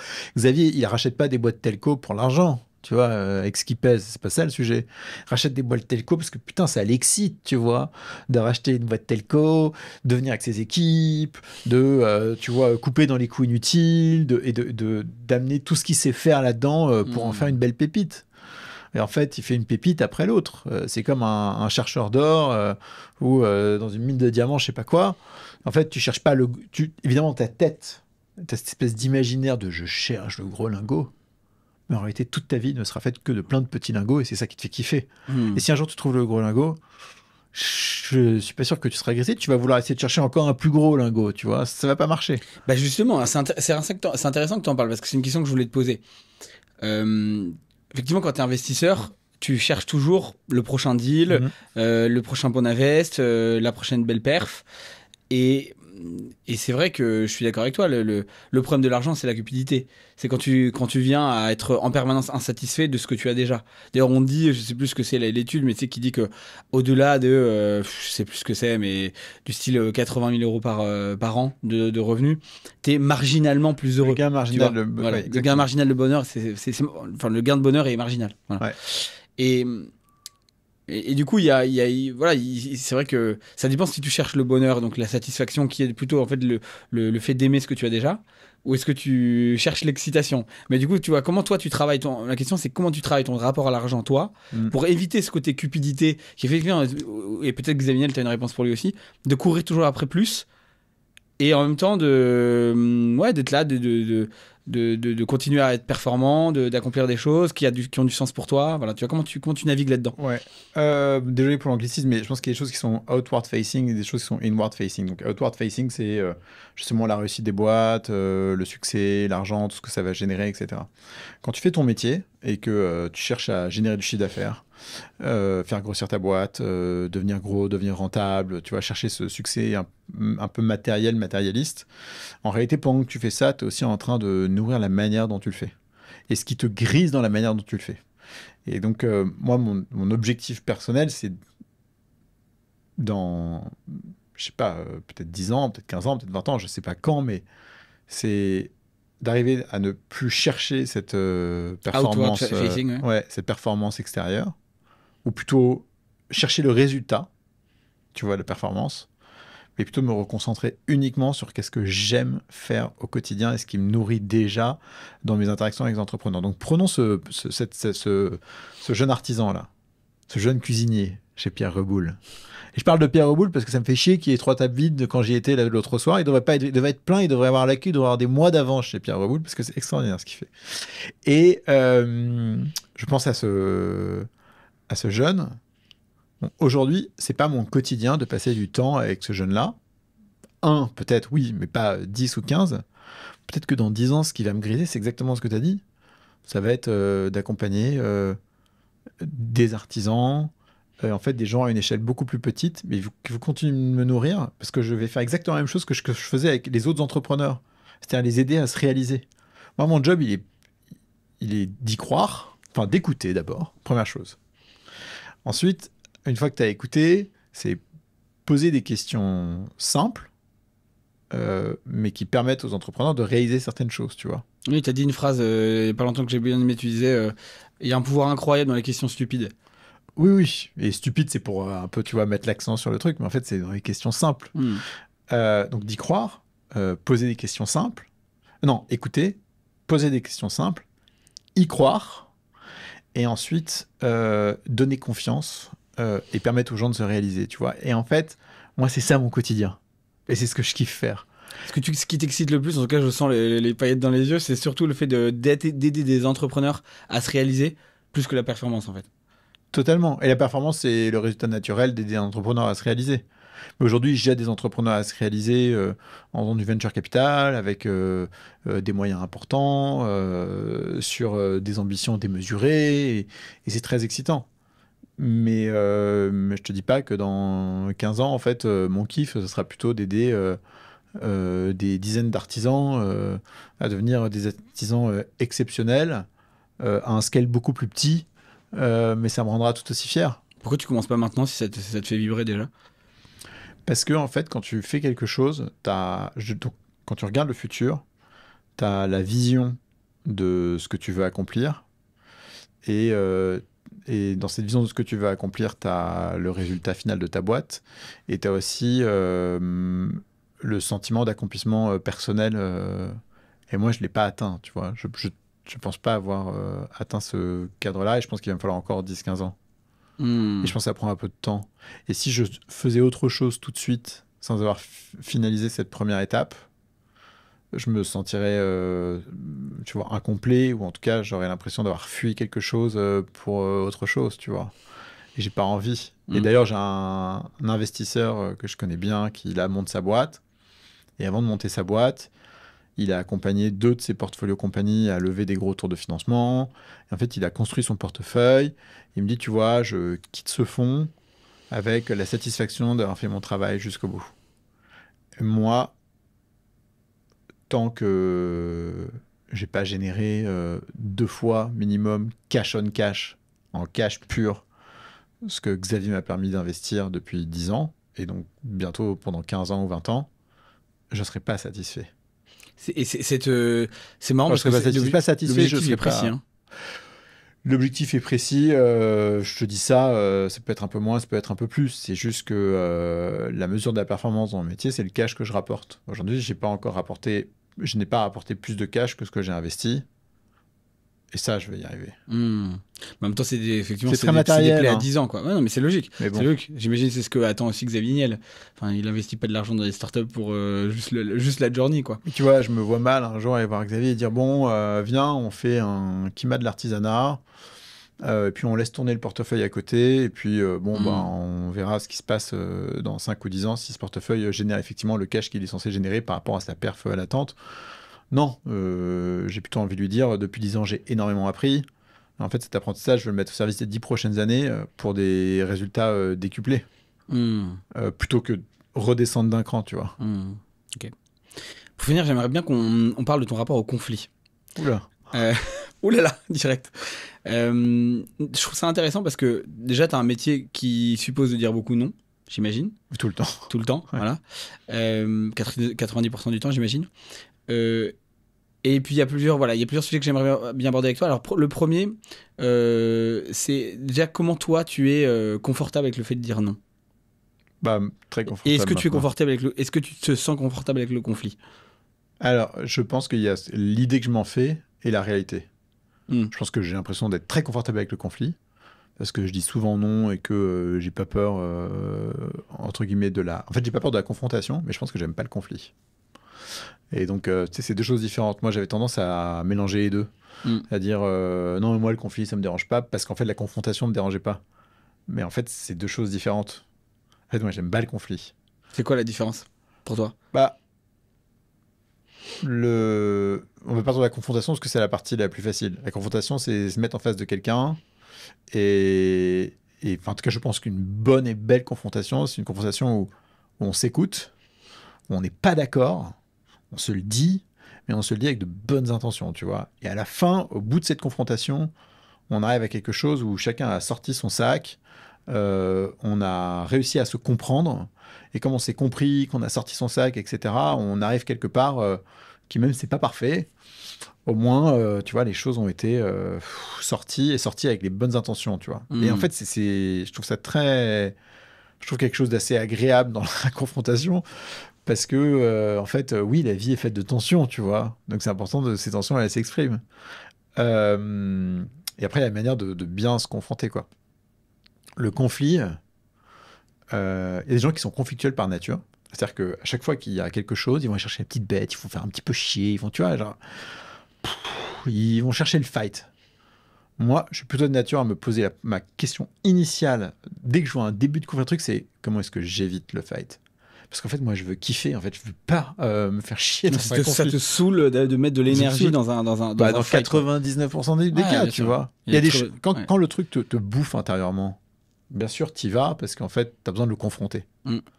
Mais quand ce truc te bouffe pas intérieurement et que c'est un truc matériel ou petit ou tu vois qui change rien, tu vois, à ton quotidien, à la face du monde ou je ne sais quoi, putain, en fait, je préfère l'éviter, quoi. Oui, bien sûr. Ça fait chier d'y aller. Toi, tu as vécu du coup un conflit d'associés, on peut le dire, sur New Wave. Tu vas me dire exactement comment tu le vois, qui est un sujet que plein d'entrepreneurs vivent, tu vois. Moi-même, je l'ai vécu, tu vois, récemment. Donc, je te pose la question, pas par voyeurisme, parce que ça peut aider, je pense, aussi des gens, tu vois. Comment tu as vécu cette période-là, et surtout, quelle est la plus grande leçon que tu en as tirée? Bon, ça a été très, très difficile. Donc, pour le remettre du contexte, c'était un fonds New Wave dans lequel tu étais associé avec quelqu'un. On s'est associé avec quelqu'un, on s'est séparés, et cette séparation a été difficile. Très difficile. On va venir directement aux conclusions. D'abord parce que moi, je fais la paix avec ce conflit. J'ai fait la paix avec ce conflit, et parce que ce qui est important, c'est qu'on avance. La première, c'est que dans le conflit, il y a un aspect matériel, il y a un aspect émotionnel. L'aspect émotionnel sera toujours beaucoup moins prédictible, beaucoup plus important, et fait ressortir les choses les plus profondes chez les gens par rapport à l'aspect matériel. Donc il faut aborder l'aspect émotionnel en tout premier lieu. Le sujet n'est pas matériel dans un conflit entre associés, il est émotionnel. On est bien d'accord. Il est sur comment tu me perçois, quelle image tu renvoies aux autres, qu'est-ce que ça va faire sur ma réputation, sur mon estime de moi, En fait, c'est très complexe, quoi. Et l'émotion, ce n'est jamais quelque chose qui se traite dans l'instant. Moi, c'est très difficile pour moi parce que je suis un garçon très efficace par nature. J'aime que les choses aillent très vite. Et là, c'est lent. Faut le temps d'absorber. C'est même pas lent, c'est naturel. Et en fait, les émotions, les sentiments et tout ça, de manière naturelle, ça prend du temps. Donc, il faut accepter ce temps, quoi. Et ce temps, ça veut dire que tu vas dire quelque chose à quelqu'un à un instant donné et que tu n'en verras les résultats que dans quelques jours, quelques semaines, quelques mois. Et qu'en plus, c'est pas qu'une fois, c'est 2 fois, 3 fois, 10 fois. En fait, c'est un espèce de fil rouge à suivre, quoi. Donc, il faut prendre de l'avance. Un bon conflit, c'est pas un conflit Les gens pensent qu'un bon conflit, c'est un conflit qui se traite vite. C'est pas vrai. Un bon conflit, c'est un conflit qui se traite avec le temps. Le temps que les choses se digèrent, se nourrissent, que les échanges se fassent, que tu prépares les choses à la fois émotionnellement, matériellement, etc. Donc un bon conflit entre associés, c'est un conflit qui doit prendre du temps. Donc prenez votre temps. Prenez votre temps d'abord de comprendre quelle est la situation, de comprendre comment vous ressentez, pourquoi vous vous ressentez comme ça, d'essayer de comprendre comment l'autre se ressent. Parce qu'en fait, il y a toujours 2 côtés de l'histoire. Moi, dans le cas de notre conflit, je peux dire qu'on était 2 personnes avec des tempéraments différents à plein d'égards, et que ces tempéraments avaient, enfin, en tout cas, pouvaient créer des frictions qui étaient désagréables pour l'un comme pour l'autre. Après, il y a plein d'autres aspects dans le conflit, mais ça, c'était important, tu vois. Et donc, il faut que tu comprennes comment l'autre se ressent aussi. Tu as réussi à le faire tout seul? Ou est-ce que vous êtes fait aider, par exemple, par un médiateur ou par ce genre de choses? Parce que moi, je trouve que c'est tellement une solution qui est peu utilisée et ou utilisée trop tard. C'est-à-dire au moment où les émotions sont tellement vives, si tu veux, que c'est là où ça devient un conflit. En réalité, parfois, quand ça bloque un peu, si tu fais une médiation, ça peut vite te bloquer. Il y a eu un médiateur qui aurait pu rentrer dans la boucle à un moment donné, c'était déjà trop tard. Une bonne médiation, ça se fait très tôt. C'est certain. Et dans tous nos conflits d'associés d'ailleurs, maintenant systématiquement, je leur conseille de prendre un médiateur immédiatement. Immédiatement, parce que c'est ce médiateur qui a l'habitude justement de permettre à l'un et l'autre de comprendre les situations, les émotions, les sentiments, etc. Et donc de créer un terrain de synchronisation pour pouvoir avancer sereinement après. Mais ouais, donc un bon conflit, c'est un conflit qui se traite pas rapidement, qui se traite un peu lentement, quoi, au rythme des émotions et pas des aspects matériels qui s'en suivent. Et une fois qu'on a traité la partie émotionnelle, on peut traiter la partie matérielle, quoi. Je pense en tout cas que c'est de se séparer, tu vois, se serrer la main sous la pluie, quoi. Tu vois, c'est ça, j'aime bien l'image. Ouais, j'aime bien ces jeux. Et après, le problème, c'est que souvent, quand on est face à une séparation ou un conflit, en fait, c'est souvent la première fois. Ça nous arrive peu dans la vie. Et donc, on apprend, tu vois. Il y a pas longtemps, j'ai eu une situation conflictuelle avec... pas conflictuelle, mais qui aurait pu potentiellement être conflictuelle avec quelqu'un. Putain, mais en fait, je me suis rappelé toute l'expérience des 12-18 derniers mois. Ouais, je peux dire que ça se passe nickel. Ça se passe nickel parce que en fait, je savais qu'il fallait que je fasse attention dans ce cadre-là. Et t'arrives à ne pas, par peur de reproduire ou de revivre ce que t'as vécu, à ne pas transiger ou faire des compromis sur toi, tes besoins. Parce que parfois, tu vois, c'est ce qui peut arriver. C'est que tu te dis, en fait, bon, du coup, fuck, j'ai déjà vécu un truc et donc, du coup, je vais laisser tomber un peu, tu vois, je vais laisser tomber ce que je veux. Moi, je me sens beaucoup. T'as plus de mal à ne pas laisser, à pas, Non, mais je suis assez. pas lâcher le truc. Je pense que j'ai l'impression que je suis responsable de tout le temps. Donc, en Ok. fait, c'est quand même déjà un struggle, tu vois, un conflit intérieur à gérer chez moi. Ton problème, c'est plus c'est la peur de pas être aimé, Bien sûr, 100%. peur du rejet, quoi. Ouais. Manque de reconnaissance. Hmm. Être inutile. Être inutile. J'avais demandé ça au fondateur de Tiga la dernière fois. Je lui ai dit, mais est-ce que tu préfères que tes salariés te disent qu'ils ont aimé travailler avec toi ou est-ce qu'ils ont, grandi avec toi? Il me dit à la fin, je dis franchement, en vrai, ça me fait pas plaisir de dire ça, mais je préfère qu'ils m'ont aimé. Pas facile, hein. Les gens sont un peu, on grandit, les gens sont souvent ingrats, hein. Tu as beaucoup de gens que tu as aidé à faire grandir qui te diront pas que tu les as fait grandir. Euh, et ouais. Et d'ailleurs, juste, c'est pas très sympa, mais dans l'entreprise, les patrons, tu vois, ont du mal à comprendre ce que ressentent leurs employés. Et l'inverse est vrai aussi, les employés ne comprennent pas ce que ressentent les patrons, quoi. Il y aura toujours une dichotomie là-dessus entre patron et employé. Le patron, il met ses tripes, il joue sa life, il a une pression quotidienne énorme, et l'employé va dire qu'il n'est pas assez valorisé, qu'il est un élément important, et que le patron n'a pas conscience de tous les efforts qu'il fait pour que son patron s'enrichisse, quoi. Et en fait, ce truc-là est universel et durera éternellement, et c'est pas grave. Mais donc, ça veut dire que ça demande si tu sors de là, de créer un environnement de travail où les gens, en tout cas, sont fiers, se sentent valorisés, ont l'impression de grandir et tout. Est-ce que tu crois que avec cet événement de l'IA, des IA agents, etc., tout ce qu'on dit là-dessus, c'est la fin du salariat, tu vois? C'est l'avènement dans la tech, hein, je parle plutôt particulièrement, tu vois, mais c'est l'avènement de ce que Sam Altman peut dire, les prochaines boîtes à 1 milliard avec 20 personnes, tu vois. Euh, Alors, je sais pas, j'ai du mal tu vois, prendre en compte la notion de salariat. Mais je pense qu'il y a beaucoup de gens qui ont besoin d'être managés, d'être dans un environnement cadré. Ça les rassure. Ils préfèrent se lever le matin, pas en se disant j'ai la responsabilité de ce que je vais faire aujourd'hui, mais quelqu'un m'a donné des tâches à accomplir, dont les missions sont claires, sur lesquelles mon champ de compétences est clair aussi. Et à la fin de la semaine ou à la fin du mois, je suis payé pour ça, et ça me rassure, quoi. C'est important. Et ça ne changera jamais. Il y a des gens qui veulent être des indépendants, il y a des gens qui veulent être salariés, il y a des gens qui ont besoin d'un cadre, d'autres qui le détestent. Et il y a des gens d'ailleurs qui devraient être salariés mais qui détestent le cadre et inversement. Bref. Toi, tu détestes le cadre, tu le dis, et pourtant, tu es salarié. Moi, je suis pas vraiment salarié. Non. Comment tu considères ton statut?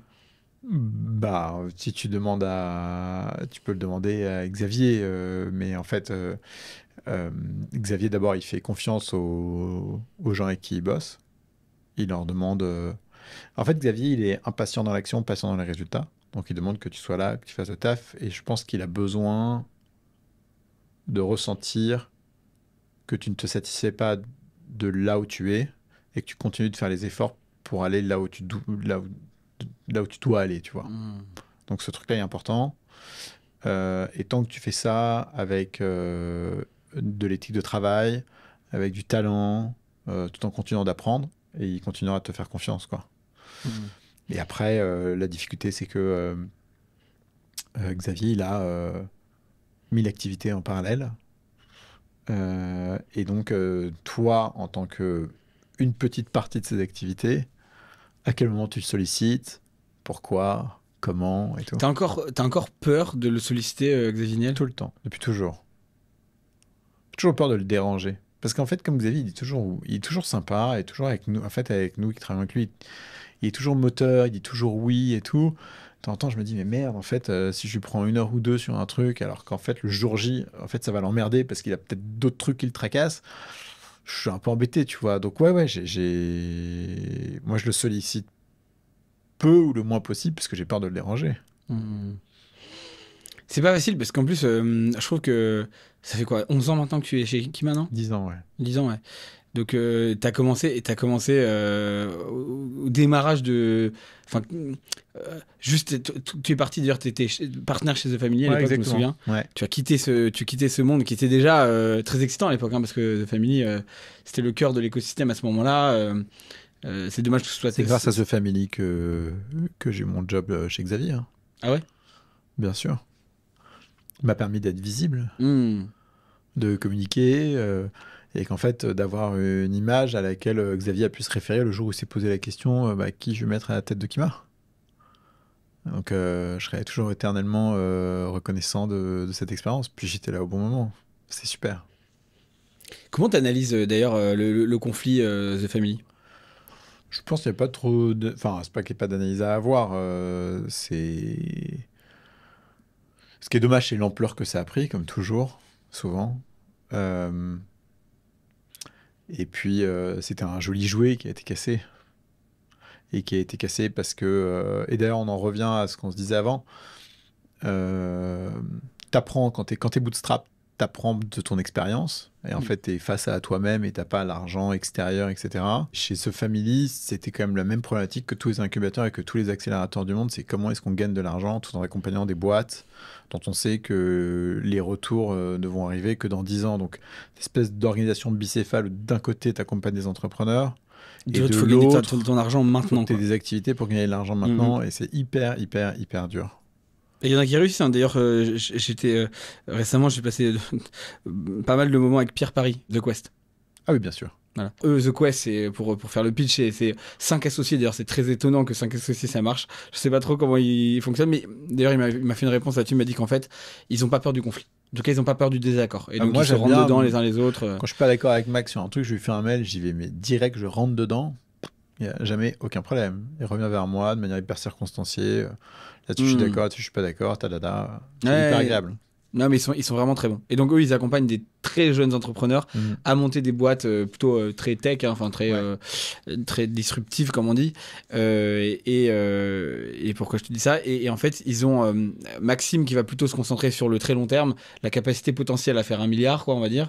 Et Pierre qui, lui, se concentre sur comment je fais rentrer du cash maintenant, quoi.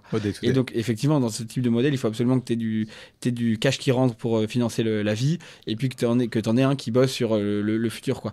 Ce que The Family aurait pu réussir à faire d'ailleurs avec un modèle comme Pathfinder, je me souviens, où j'ai du conseil sur les entrepreneurs et qui rapportait un peu d'argent, mais je sais pas. En fait, je pense qu'à un moment donné, ils sont oubliés là-dedans. De Pathfinder, c'était du conseil aux grands groupes.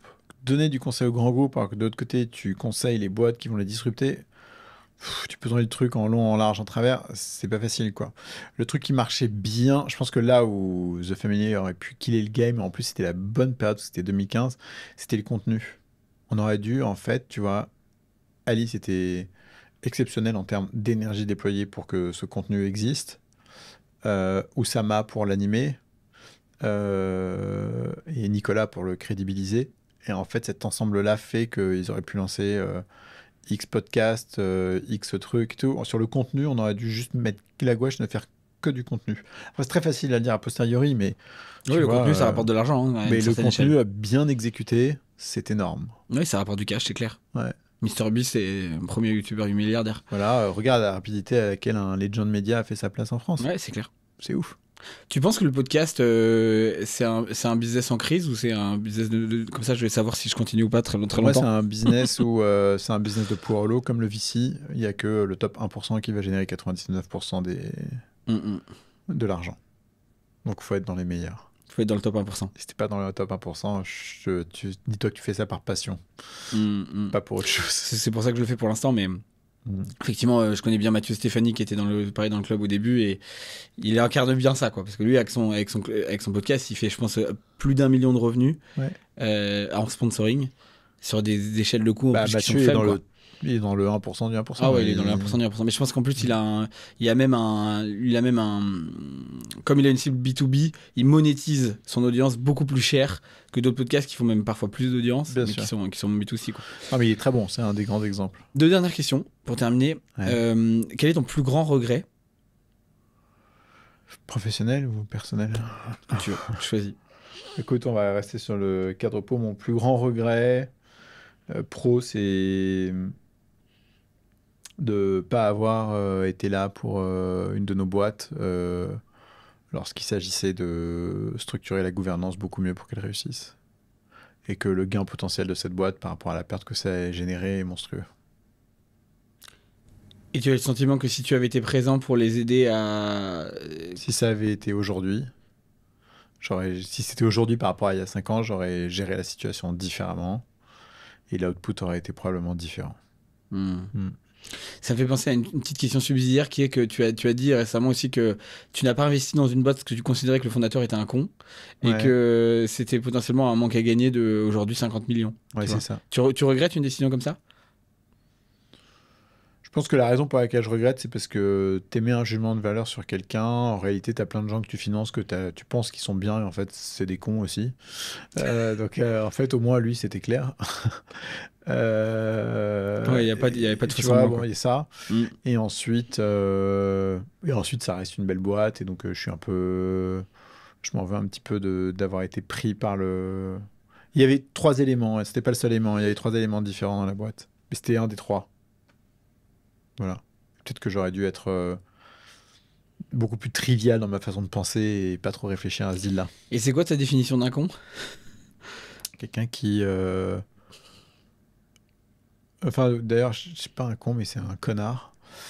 Un connard, c'est quelqu'un qui n'a pas de. Ah, faut que je trouve le bon mot. Empathie? Non, je crois pas beaucoup en l'empathie, moi. Je crois en la compassion rationnelle. L'empathie, c'est ça. C'est un truc qui fait mal. C'est pas bon. Ça peut te bouffer quelqu'un. Quelqu'un qui a trop d'empathie, ça va le bouffer au quotidien, quoi. C'est dangereux. La compassion, c'est important. Et la compassion rationnelle, c'est ce qui te permet de faire la part des choses, tu vois. Un peu. Donc, ouais, moi, je crois plus en la compassion qu'en l'empathie. Et ce mec-là, il est un connard.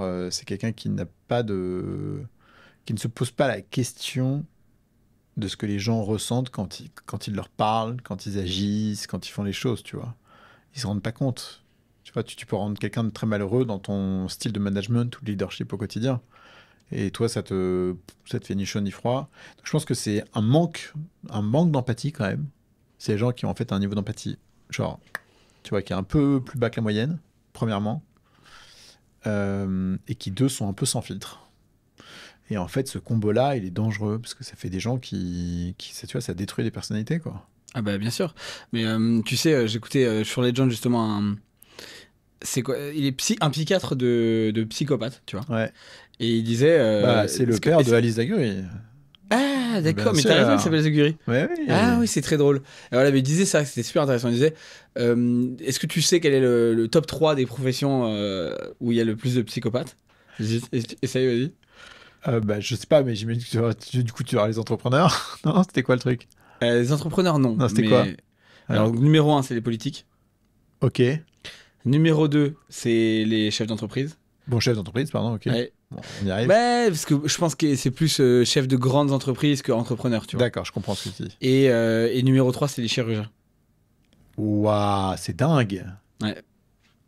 Parce que les chirurgiens, en fait, il faut absolument que tu manques. Enfin, si tu te mets à stresser, à avoir peur de faire du mal à Bien l'autre, sûr. évidemment que ta main, elle tremble. Et tu vois. peut-être aussi que tu as le niveau d'empathie, mais qu'à mesure que tu avances ta carrière, comme tu as besoin d'annihiler ça pour pouvoir faire ton métier, peut-être que ça te le.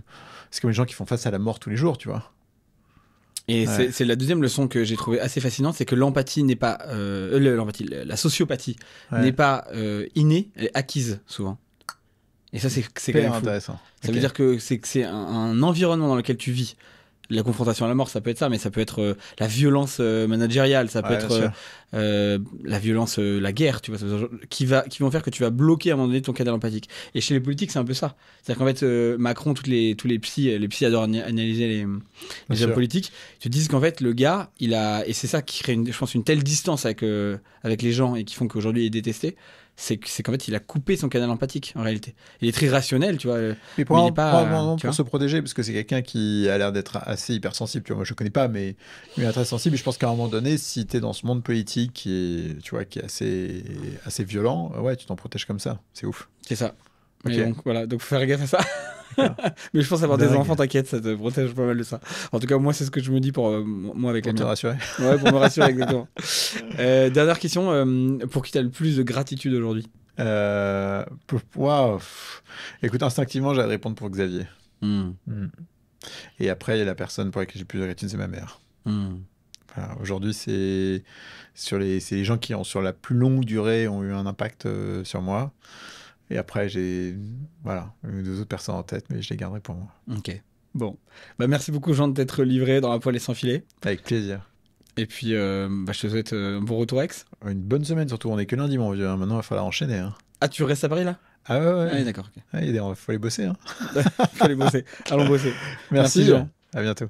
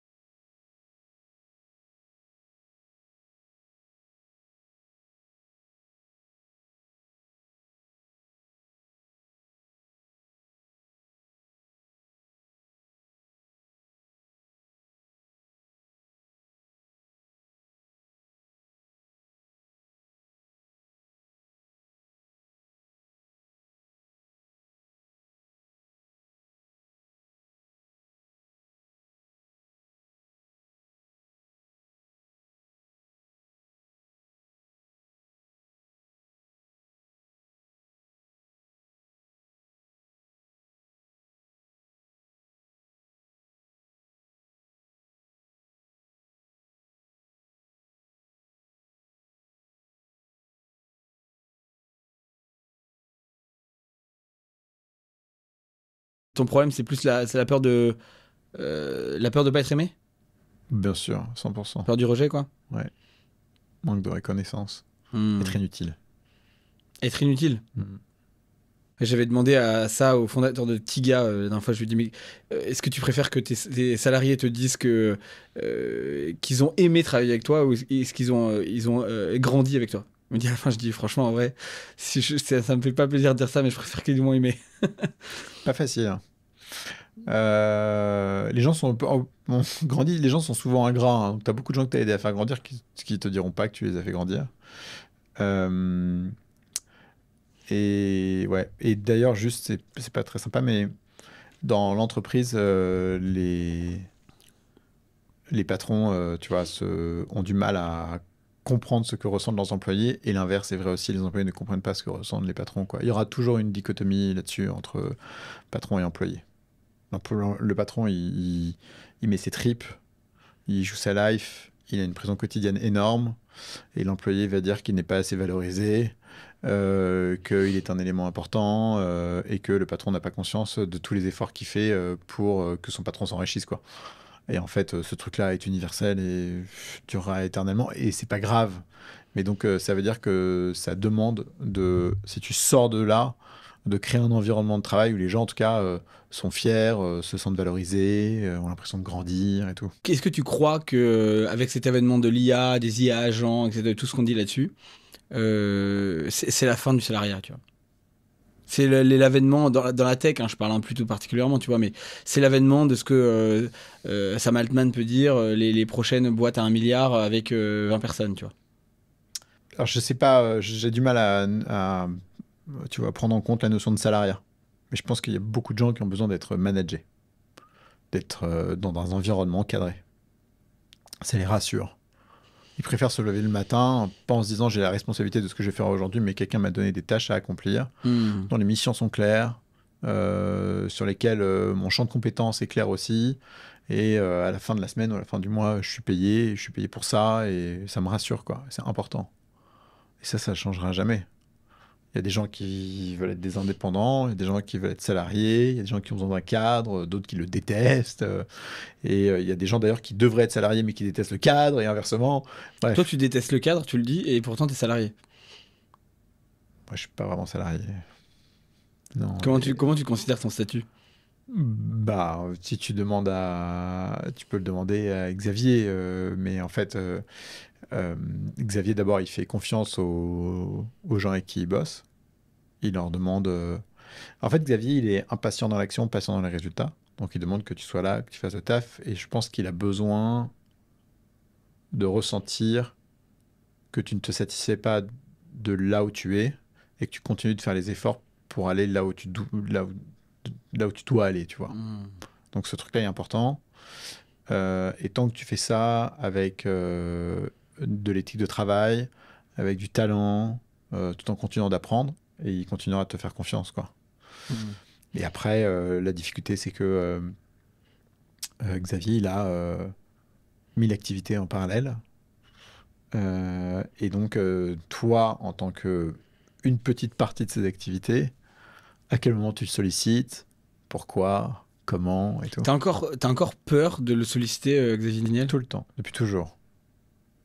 J'ai toujours peur de le déranger. Parce qu'en fait, comme Xavier, il est toujours sympa, et toujours avec nous, en fait, avec nous qui travaillons avec lui, il est toujours moteur, il dit toujours oui et tout. De temps en temps, je me dis, mais merde, en fait, si je lui prends 1 heure ou 2 sur un truc, alors qu'en fait, le jour J, en fait, ça va l'emmerder parce qu'il a peut-être d'autres trucs qui le tracassent, je suis un peu embêté, tu vois. Donc, ouais, moi, je le sollicite peu ou le moins possible parce que j'ai peur de le déranger. C'est pas facile parce qu'en plus, je trouve que ça fait quoi, 11 ans maintenant que tu es chez Kima, non? 10 ans, ouais. 10 ans, ouais. Donc, t'as commencé au démarrage de. Enfin, juste, tu es parti, d'ailleurs, tu étais partenaire chez The Family à Ouais, l'époque, je me exactement. souviens. Ouais. Tu quittais ce monde qui était déjà très excitant à l'époque, hein, parce que The Family, c'était le cœur de l'écosystème à ce moment-là. C'est dommage que ce soit. C'est grâce à The Family que j'ai eu mon job chez Xavier, hein. Ah ouais? Bien sûr. Il m'a permis d'être visible, Hmm. de communiquer, et qu'en fait, d'avoir une image à laquelle Xavier a pu se référer le jour où il s'est posé la question qui je vais mettre à la tête de Kima. Donc, je serai toujours éternellement reconnaissant de cette expérience. Puis j'étais là au bon moment. C'est super.